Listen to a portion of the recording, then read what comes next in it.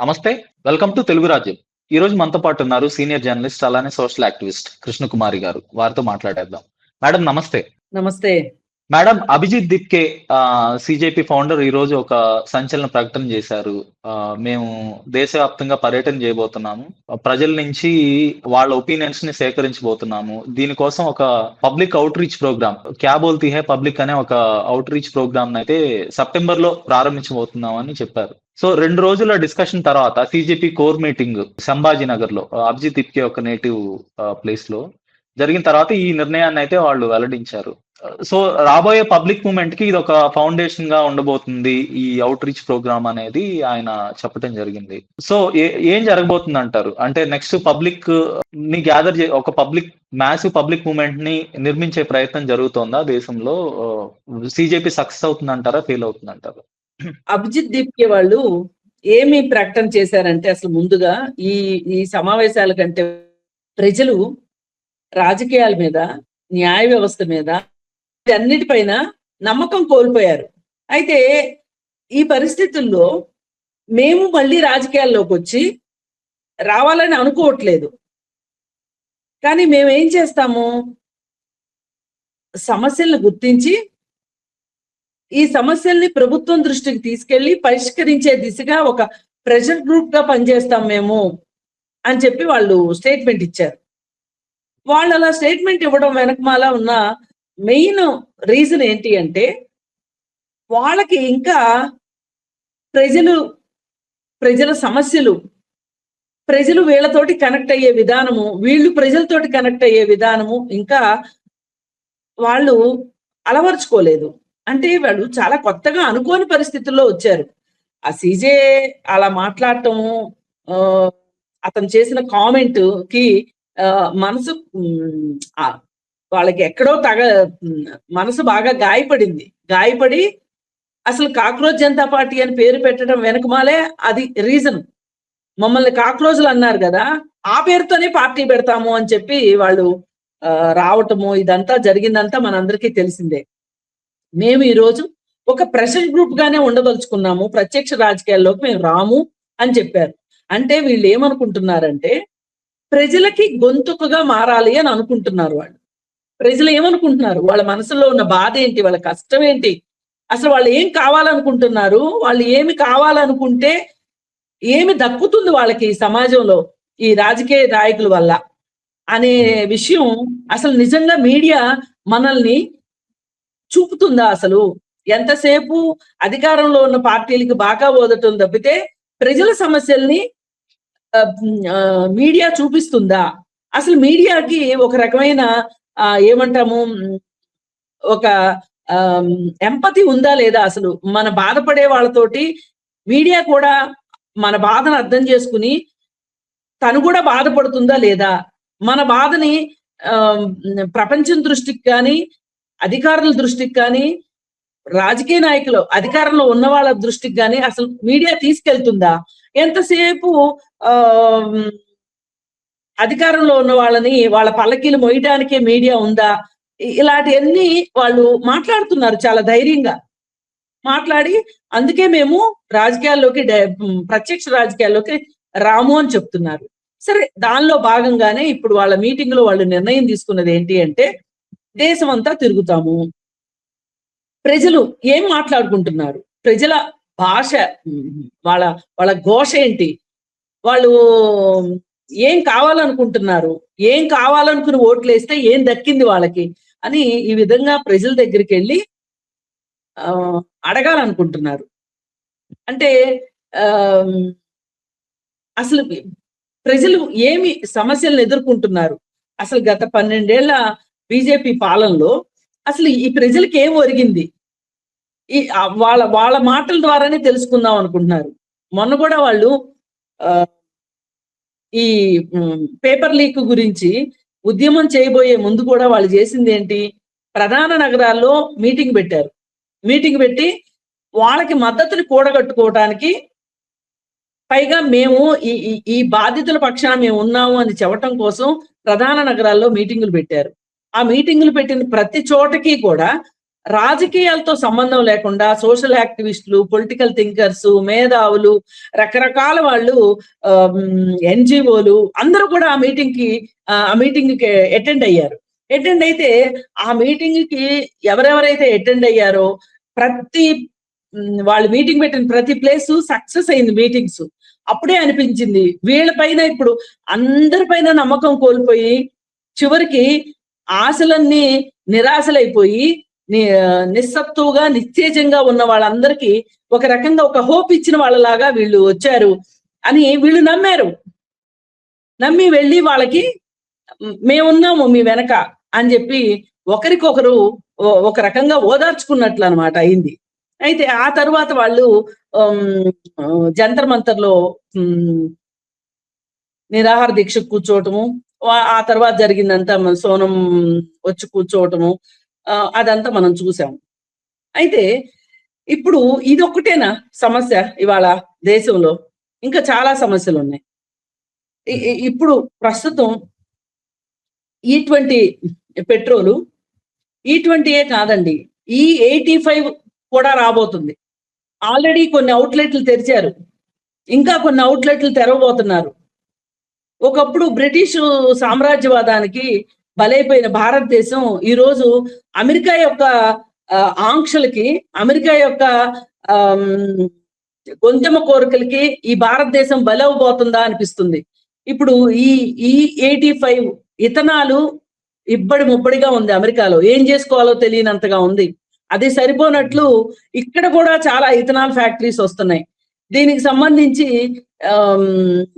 ఈ నిర్ణయం తీసుకోవడం వెనకమాల మోడీ ఎప్స్టీన్ తో కలిసి ఉన్న సమాచారాన్ని నేను మీ దేశ ప్రజలకు తెలియజేస్తాను అని చెప్పి ట్రంప్ వీళ్ళని బెదిరించటము, వీళ్ళు అందుకే లొంగిపోయి అమెరికా ఏం చెప్తే అది చేయటం లాగా ఆ రోజు వెళ్ళి ఇజ్రాయెల్ ఇరాన్ పైన యుద్ధం జరగబోయే ముందు ఇజ్రాయెల్కి వెళ్ళి కలిశాడు మోడీ. వెళ్ళి ఫాదర్ ఆఫ్ ది ల్యాండ్ ఏదో అని ఒక డైలాగ్ కూడా వేసి వచ్చాడు. అయితే ఇవన్నీ కూడా ఏంటంటే విడివిడి విషయాలు కాదు, ఇవన్నీ ఒకదానికొకటి ఇంటర్లింక్డ్ గా ఉన్న ఇష్యూస్ అన్నమాట ఇవన్నీ. మరి ఇప్పుడు ఈ E85 మన పైన బలవంతంగా రుద్దటానికి అమెరికా ఎందుకు ప్రయత్నం చేస్తుంది? తన ఇథనాల బరువుని తను దింపుకోవాలనుకుంటుంది. దీని వెనక ఇంత పెద్ద రాజకీయ కారణం ఉందన్నమాట. అయితే ఇప్పుడు అందరూ ఏమనుకుంటున్నారు, గడ్కరీకి ఇథనాల్ ఫ్యాక్టరీలు ఉన్నాయి కాబట్టి వాళ్ళ కొడుకులకి ఇదంతా గడ్కరీ పాపమే అనుకుంటున్నారు. కాదు, ఇది మోడీ పాపం కూడా ఒక రకంగా. అంటే ఇట్లాంటివన్నీ కూడా వీళ్ళు తెలియచెప్తారు, అలాగే వీళ్ళు ప్రజలతో మాట్లాడతారు, ప్రజలు వీళ్ళతో మాట్లాడతారు. ఒక రకమైన ఒక డైరెక్ట్ ఇంటరాక్షన్ ప్రోగ్రామ్ అన్నమాట ఇది చెయ్యాలని వాళ్ళు నిర్ణయించుకున్నది చాలా మంచి నిర్ణయం. ప్రజలు చాలా మంది బయటకు వచ్చి వాళ్ళ బాధని, వాళ్ళ కష్టాన్ని, వాళ్ళ మనసులో గూడు కట్టుకున్న దుఃఖాన్ని మొత్తాన్ని వాళ్ళు చెప్తారు అనిపిస్తుంది. ఇది ఒక రకంగా మనకి రాహుల్ గాంధీ చేసిన భారత్ జోడో యాత్ర లాంటిదని, అలాగే న్యాయ యాత్ర వాటిని పోలి ఉంది అని అనిపిస్తోంది. ఏది ఏమైనా అప్పుడు ఈ రాజకీయాల పైన విసిగిపోయిన, వేసారిపోయిన జనాలు చాలా మంది ఆ యాత్రని సరిగా అర్థం చేసుకుని ఉండకపోయి ఉండొచ్చు.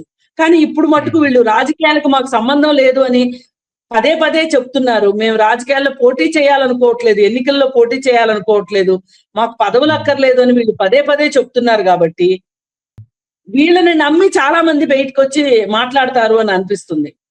ఇప్పుడు మనం స్వాతంత్ర ఉద్యమం తీసుకున్నా కూడా, లేదంటే జయప్రకాష్ నారాయణ ఉద్యమం తీసుకున్నా కూడా, ఆ ఉద్యమాలని లీడ్ చేసిన వ్యక్తులు తమను తాము పాలిటిక్స్ నుంచి డిటాచ్ చేసుకున్నారు. అంటే మేము పొలిటికల్ లీడర్స్ కాదు, పబ్లిక్ మూవ్మెంట్ నే లీడ్ చేస్తున్నాము అని చెప్పారు. జయప్రకాష్ నారాయణ అయినా, అంతకుముందు గాంధీజీ అయినప్పటికీ కూడా ఆయన కూడా కాంగ్రెస్ నుంచి బయటకు వచ్చేసారు ఎట్ సర్టెన్ పాయింట్.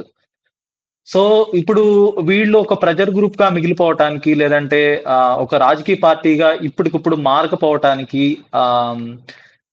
బహుశా మనం ఒక ప్రెజర్ గ్రూప్ గా ఉంటేనే ఒక ఇంటిగ్రిటీ ఉంటుందని భావించి ఉండొచ్చా వీళ్ళు కూడా? అందుకే వీళ్ళు ఇచ్చిన స్టేట్మెంట్ లోనే రాజకీయ నాయకుల పైన న్యాయ వ్యవస్థ పైన, వీటన్నిటిపైన, మీడియా పైన ప్రజలు నమ్మకం కోల్పోయారని చెప్పింది వాళ్ళు పదే పదే అది చెప్తుంది. అందుకే కారణం. ఒక మీడియా వాళ్ళకి మీ సమస్య ఏంటో చెప్పండి అంటే ఇవాళ చెప్పడానికి సిద్ధంగా లేరు చాలా మంది. ఎందుకు అంటే ఇది చెప్పవలసిన వాళ్ళ దగ్గరికి, చేరవలసిన వాళ్ళ దగ్గరికి చేరుతుందనే నమ్మకం వాళ్ళకి లేదు కాబట్టి. అలాగే రాజకీయ నాయకులు ఇప్పుడు న్యాయస్థానాల్లో న్యాయం దొరకట్లేదు అని అనుకుంటున్నారు కాబట్టే న్యాయ వ్యవస్థ మీద కూడా నమ్మకం పోయింది. అందుకే ఈ రోజు మళ్ళీ చాలా ఏ వివాదం వచ్చినా సరే కోర్టు కంటే కూడా ప్రైవేట్ పంచాయతీలకి ప్రైవేట్ గా సెటిల్మెంట్లు చేసుకోవడానికే ఇష్టపడుతున్నారు తప్పితే కోర్టుకి వెళ్ళాలి, పోలీస్ స్టేషన్కి వెళ్ళాలి అని అనుకోవట్లేదు. ఇంకా మరి అక్కడ కూడా అలా ట్రై చేసి కూడా అవ్వకపోతే తప్పనిసరి పరిస్థితుల్లో వెళ్తున్నారు తప్పితే అంటే ఏంటి అంటే ఈమె సంవత్సరాలు గడిచిపోతుంది అనే ఒక అయిష్టం పెరిగిపోయింది న్యాయస్థానాలపైన. బిడ్డ గౌరవం పోయింది, నమ్మకం పోయింది. అల్టిమేట్ గా డబ్బున్న వాడే గెలుస్తాడు, న్యాయం గెలవదు అని చెప్పి నమ్ముతున్నారు జనాలు. అంటే వీటన్నిటి దృష్టి అంటే వ్యవస్థలు మొత్తము కూడా ఒక నమ్మకాన్ని కోల్పోయినాయి. ఇప్పుడు వ్యవస్థల ఉద్దేశం ఏంటి? ప్రజలకి, అధికారంలో ఉన్న వాళ్ళకి, పాలించే వాళ్ళకి మధ్యలో వీళ్ళు అనుసంధానకర్తలుగా ఉండాలి. ఇవన్నీ కూడా ఇవేమి లేవు అనేది నమ్ముతున్నారు ప్రజలు. అందుకే పెద్దగా మాట్లాడిస్తే కూడా మాట్లాడట్లేదు.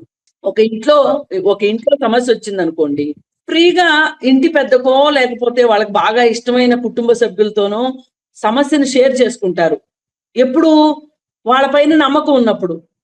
ఇప్పుడు అలా షేర్ చేసుకోనప్పుడు ఏం జరుగుతుంది? అప్పుడు వాళ్ళు అవుట్ సైడ్ కౌన్సిలర్స్ దగ్గరికి వెళ్తారు. వెళ్ళి వాళ్ళు కూడా నమ్మకం కలిగిస్తే వాళ్ళ ముందు వాళ్ళ బాధలను వెళ్ళబోసుకుంటారు. ఒక అవుట్ సైడ్ కౌన్సిలర్ ఎందుకు అవసరం పడింది? మరి ఇలా అభిజిత్ దీప్కే లాంటి కాక్రోచ్ జనతా పార్టీ లాంటి వాళ్ళు ఎందుకు అవసరం పడ్డారు అంటే ఇప్పుడు ప్రస్తుతం ఉన్న వాళ్ళపైనే వాళ్ళకి ప్రజలకు నమ్మకం పోయింది అని వాళ్ళు నమ్ముతున్నారు కాబట్టి.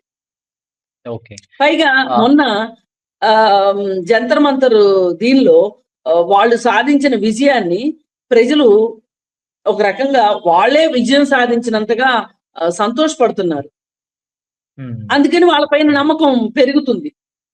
ఓకే మేడం, ఇప్పుడు ప్రధానమైన ఒక అనుమానం ఏంటంటే ఓకే, అభిజిత్ దీప్కే అమెరికాలో ఉండి వెబ్ పేజీని ప్రారంభించాడు, ఇక్కడికి వచ్చాడు. ఇక్కడ జంతర్ మంతర్లో వాళ్ళు పర్మిషన్ తీసుకొని 32 నెలల పాటు ఉద్యమం జరిగింది. దానికి కేంద్ర ప్రభుత్వం ముందుగా ఊహించలేదు ఈ స్థాయిలో ఒక రివోల్ట్ వస్తుంది, ప్రజల్ని ఈ స్థాయిలో కదిలించగలుగుతారు అని వాళ్ళు ఎక్స్పెక్ట్ చేయలేదు. అది జరిగింది. వాళ్ళు అలౌ చేస్తూ వచ్చింది కేంద్ర ప్రభుత్వం, ఏం జరుగుతుందో చూద్దామని. బట్ ఇప్పుడైతే పరిస్థితి అది కాదు. వీళ్ళ మీద చాలా స్క్రూటినీ ఉంటుంది, చాలా అన్ని పూర్తిగా కేంద్రీకృతం అయి ఉంటుంది వాళ్ళ దృష్టి అంతా కూడా. సో ఈ నేపథ్యంలో వీళ్ళని ప్రజల్ని కలవనిస్తారా, లేదంటే అనుమతులు ఇస్తారంటారా? ఏమంటారు? ఇవాళ రెండో వాళ్ళ అనుమతి కోసం చూసే పరిస్థితులు లేవండి, చేయి దాటిపోయినాయి. అది జంతర్ మంతర్ ప్రదర్శనే తెలియజెప్పింది. పైగా ఈలోపు కూడా వాళ్ళ బీజేపీ పార్టీ యొక్క సోషల్ మీడియా, వాట్సాప్ యూనివర్సిటీ బాగానే చాలా కథనాలు వాళ్ళకి సంబంధించి వండి వారుస్తా ఉంది ఒక్కొక్కరి గురించి. ఇప్పుడు 45 లక్షల ఖరీదు చేసే వాచ్ పెట్టుకున్నాడని, అతనికి డబ్బులు ఎక్కడి నుంచి వస్తున్నాయి అని, అతను ఆర్టీఐ ద్వారా ఎన్నో అప్లికేషన్స్ వేశాడని, అలా డబ్బు సంపాదిస్తున్నాడు అని చెప్పి అతని పైన ఒక కథనం రాసి ప్రచారం చేస్తున్నారు. మరి ఇవన్నీ ఎందుకు చేస్తున్నారు? ఎందుకు చేస్తారని ఊహించలేదు. ఇది చేసిన వాళ్ళు ఇంకేదన్నా చెయ్యొచ్చు అనే ఒక భయంలో ఉన్నారు వాళ్ళు. కథనాలు ప్రపంచం దృష్టికి తీసుకురావాలని చూస్తున్నారు. కానీ వాళ్ళు ప్రజల్ని కలిసేదే, మీటింగులు ఏర్పాటయ్యేదే. మొన్న అసలు వాళ్ళపైన ఏ నమ్మకం లేని రోజునే బోలెడు మీటింగులు జరిగినాయి. ఇప్పుడు వాళ్ళు ఒకటి చేసి చూపించారు. వాళ్ళు ఒక ప్రెషర్ గ్రూప్ గా ఎమర్జ్ అయిపోయారు. ఇంకా అట్లాంటప్పుడు చాలా మంది సపోర్ట్ చేస్తారు. ఇప్పుడు హైదరాబాద్ ఉందండి, ఎక్కడో దాకా ఎందుకు, హైదరాబాద్ లో ఈసారి ఏదన్నా ఒక పెద్ద మీటింగ్ హాల్లో పెడతారేమో, పోయినసారి అంటే ధర్నా చౌక్ లో పెట్టారు. ఇప్పుడు అట్లా కాకుండా ఓ పెద్ద హాల్లో పెడతారేమో, దానికి చాలా మంది ప్రముఖులు వస్తారేమో ఓకే. అలాగే వాళ్ళు ఈ రేపటి నుంచి ఒక టోల్ ఫ్రీ నెంబర్ పెడతారేమో, లేదు ఒక ఓకే. వెబ్సైట్ ఓపెన్ చేసి మీ సమస్యలు దీని ద్వారా, అంటే మాకు డైరెక్ట్ గా చెప్పలేని వాళ్ళు, భయపడే వాళ్ళు ఎవరైనా సరే ఆమ్, ఇక్కడ పోస్ట్ చేసుకోండి మీ బాధలు, మీ కష్టాలు. ఇట్లా అసలు సమాజంలో ఏం జరుగుతుందో మాకు తెలియదు అని అన్నారనుకోండి, ఏం జరుగుతుంది చెప్పండి? వాళ్ళు ఏమి కంట్రోల్ చేయగలుగుతారు చెప్పండి? ఎన్నెన్ని కంట్రోల్ చేస్తారు? ఒక పబ్లిక్ మూవ్‌మెంట్‌ని వాళ్ళు డిసైడ్ అయిపోయారు.